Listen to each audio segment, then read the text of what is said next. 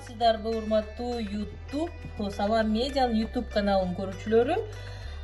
Көпчүлүгү эле азыркы учурда негизи кой союлгандан кийин өпкөсүн кантип куябыз деп ойлонушса керек.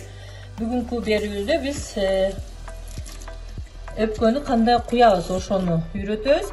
Биринчи кой сойгондо, албетте мал сойгондо же болбосо эчки болобу, биз бүгүн мындай кичинекей улактын өпкөсүн алдык. Сойгондо касапка дайындап коюңуз, өпкөсүнө бычак тийгизбей бүтүн кылып алыш керек. Негизи өпкө кыпкызыл болот. Биринчи эле өпкөнү жууп туруп, жылуу суу менен аны чайкап алыш керек. Тагыраак айтканда, кустуруп алыш керек. Демек, биринчи ичине жылуу суу куюп баштайбыз. Жылуураак температурада куюп баштадым мен. Ага чейин болсо, мына жерде ысык сууда биздин сүттөрүбүз, өпкөгө куюла турган сүттөрдү дагы жылуу болуш керек. Аны дагы мен ысык сууга эле салып койдум. Бул жылып турат, а биз болсо ага чейин өпкөнү даярдайбыз. Мына өзүңүздөр көрүп тургандай эле өпкөнү ичине суу куюп атам. Албетте, эгер апамдар айтчу эле, чоң энем, тайнем менен кичинекейибизде өпкө куйганда жакшы сөздөрдү айтып, өпкөнү куйганда жакшына сөздөрдү айтып сыйлаш керек деп, канчалык сыйласа өпкө ошончолук көп сүт жутат деп айтчу эле. Азыр биз суу менен толтуруп атабыз. Мына өзүңүздөр көрүп тургандай өпкө аппак болуп калды. Негизи ушундай ак түс болгучакты суу менен өпкөнүн ичине суу куюп кустуруп алыш керек. Бул азыр кичинекей эле өпкө. Биз буга мынакей суу куюлду. Эми кайра эле ушу сууну чыгарыш керек биз. Чыгарыш үчүн өпкөнү мындай басабыз. Анан бул ушундай жол менен өпкөнү кустурабыз. Этият кылабыз. Кармаганда анткени кокустан тешип ала турган болсо болбойт. Негизи мен буга чейин дагы 3-4 жолу ушундай процедураны жасадым. Азыр коюп коеюн, мунун ичи баары тазаланып турсун. Суунун баары кайрадан агып бүткөндөн кийин анан өпкөгө сүт куябыз. Мына биз азыр өпкөнү жакшы суу менен кустуруп алдык. Өпкө даяр куйганга. Бизге дагы суу менен жүзүп койсок артыкка болбойт. Аппак болуп калды. Билесиздер да, негизи союлганда өпкө кыпкызыл болот. Муну биз бир сыра суу менен чайкап алдык. Эми бул ак болуп сүт куйганга даяр болуп калды. Сүткө дагы алдын ала сөзсүз түрдө туз салып аласыздар. Биз мында алдын ала даярдап койгон сүтүбүз бар. Ага туз салып койгонбуз.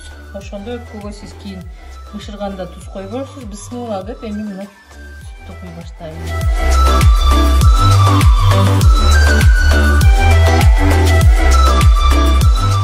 Негизи аз-аздан акырын сылап куюш керек, ошондо сүт көбүрөөк батат. Канчалык өпкөнү жакшы кустуруп алсаңыз, ошончолук сүттү өпкө көбүрөөк ичет. А сүттү канчалык көп жуткан өпкө албетте бул даамдуу болот. Бул негизи кичинекей эле улактын өпкөсү. Азырынча 2 литр сүт куйдук. Өзүңүздөр көрүп тургандай аппак сон болуп калды.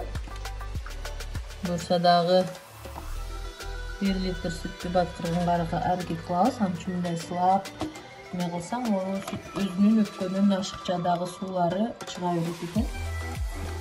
Сону алып салайын.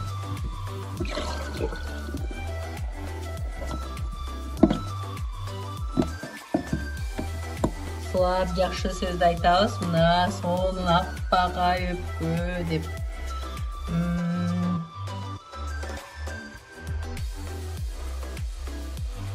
Балдар менен, буюрса жакшы адамдар менен даамдуу бышырып жейбиз деп сүйлөп койчу.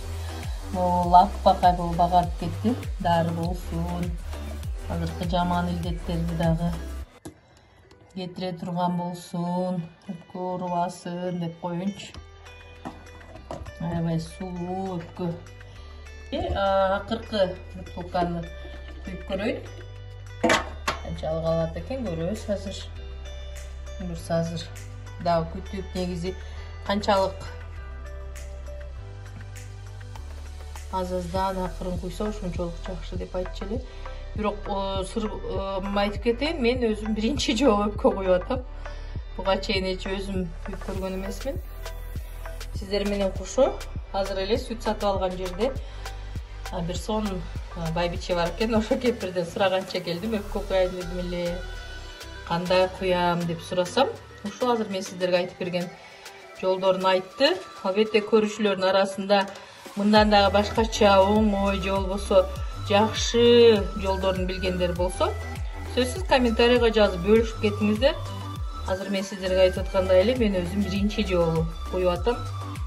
Аны сиздерге дагы көрсөтүп, мага окшоп такыр өпкө куюп көрөлектерге сабак болсун, үйрөнсүн деп атам.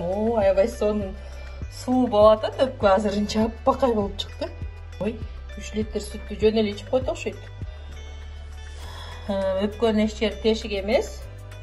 Азыр мына ак жерлери, кызыл-тазыл болуп турган жерлери баары жоголуп атат, дагы ашыкча суулар өзү чыгып атат. Бүтөбүз, шаштырбай, өпкөгө дагы сүт беребиз. Өзүнүн ашыкча суулары мындай болуп чыгып турат экен, чыгат экен өзү кайра.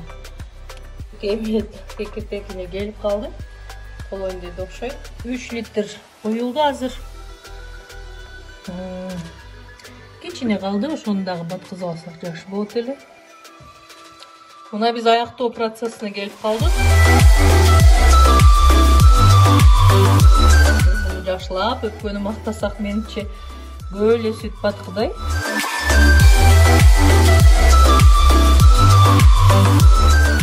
Мына өзүңүздөр көргөндөй өпкөнүн баардык жерине сүт жетти окшойт. Негизи жакшы аракет кылып акырындык менен куя берсе дагы эле сүт алат окшойт. Бирок бизде сүтүбүз түгөп калды. Болгону эле 3 литр сүт алып алдым эле.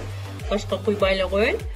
Акырында болсо ошол эле жана сүт сатып алган чоң эненин айтымында нандан салып коюш керек деп айтты.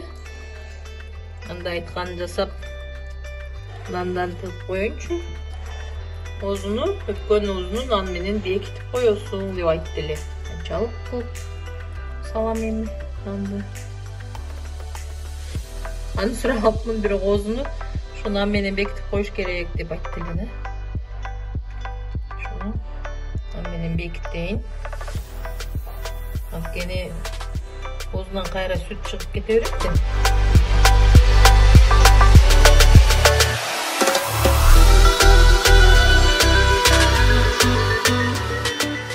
Менимче жетсе керек ушу. Мына кичинекей нан менен бекиттим. Эми муну байлаш керек. Кышык кылып. Жакшылап кагып озун кышык. Чукундан кайра кичинде чыгып кетпейби биздин немебиз. Салат окшойт. Дебюттук түрдө жасаган өпкөм даяр болду. Эми муну казанга салып бышырып алабыз. Озуну сөзсүз түрдө мындай жакшынакай кылып, бышык кылып, жана менин нанды озу менен бекиттим, кекиртегини байладым. Анан мына даяр болду. Эми муну казанга салабыз. Мына куюлуп даяр болгон өпкөнү казанга салып, суду куюп, капкагын жабабыз. Эми кайнаганча күтөбүз.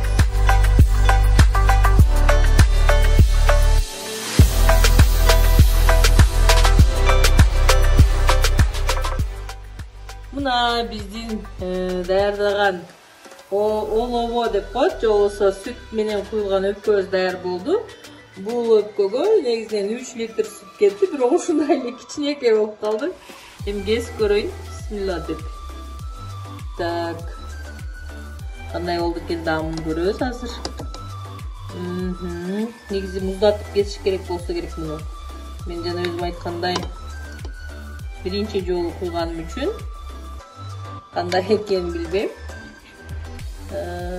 Бирок көрүнүшүнөн даамдуу да эле көрүнүп атат. Мына негизинен биздин даяр. Даамдап көрөйүнчү.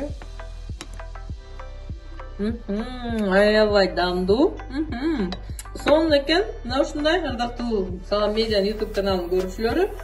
Бүгүн мен өзүм биринчи жолу сүт менен өпкө куюуну тажрыйбасын баштап көрдүм.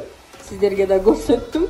Балким сиз мындан да жакшыраак жолун билсеңиз, комментарийга жазып, кеңештериңизди берип койсоңуздар болот. Биздин каналга катталыңыздар.